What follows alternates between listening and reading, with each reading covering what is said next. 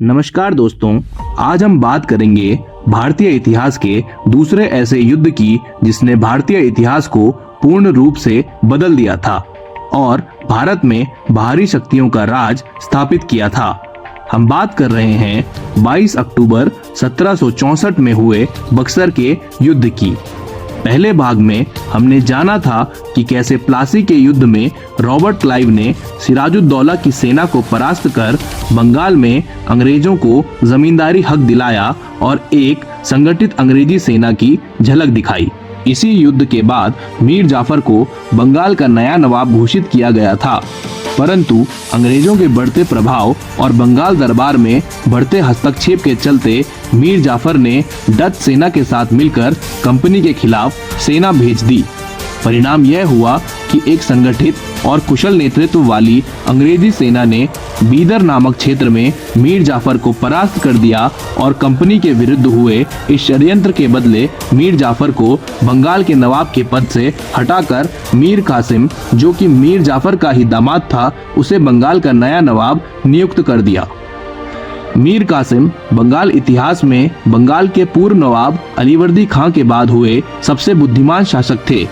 अंग्रेजों के बढ़ते प्रभुत्व को कम करने के लिए मीर कासिम ने सर्वप्रथम अपनी राजधानी मुर्शिदाबाद से मुंगेर बिहार में हस्तांतरित की,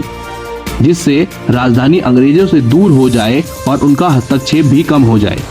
दूसरा, उन्होंने पूरे अधिकारियों में फेरबदल करते हुए अपने विश्वसनीय अधिकारी ही नियुक्त किए। तीसरा, उन्होंने अपनी सेना को एक नए और आधुनिक सिरे से तैयार करने की कोशिश की, जिससे वह अपने दम पर ही युद्ध जीत सके।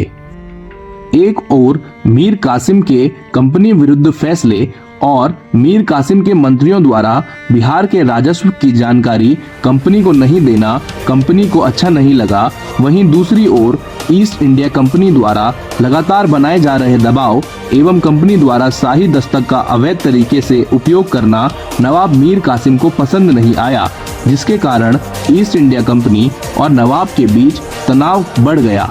इसी तनाव के बढ़ने के कारण अंग्रेजों और मीर कासिम के मध्य कई छोटे छोटे युद्ध हुए, जिसमें मीर कासिम को हार का सामना करना पड़ा और मीर कासिम को अवध में शरण लेनी पड़ी, जहां पर अवध के नवाब शुजाउद्दौला, मुगल बादशाह शाह आलम द्वितीय एवं मीर कासिम के मध्य एक गठबंधन का निर्माण हुआ और इन तीनों की संयुक्त सेनाओं ने अंग्रेजों के खिलाफ जंग का ऐलान कर दिया।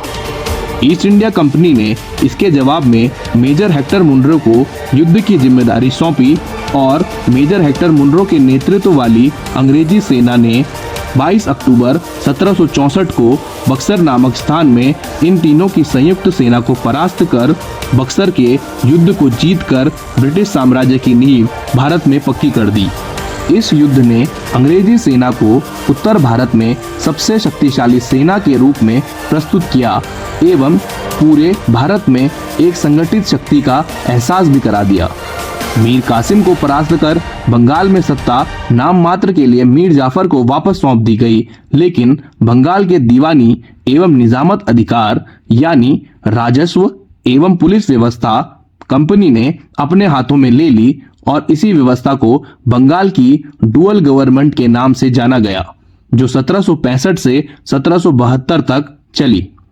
मुगल बादशाह शाह आलम द्वितीय को इलाहाबाद में अंग्रेजों का संरक्षण प्राप्त हुआ और अंग्रेजों ने बंगाल, बिहार और उड़ीसा के दीवानी अधिकार प्राप्त किए। कंपनी की इस जीत से न केवल बंगाल और अवध पर आधिपत्य हुआ, बल्कि इसके अलावा उन्होंने मुगलों को परास्त कर भारतीय इतिहास से मुगलों का वर्चस्व भी खत्म कर दिया और लगभग 200 सालों के लिए भारत में अपना स्थान सुनिश्चित किया।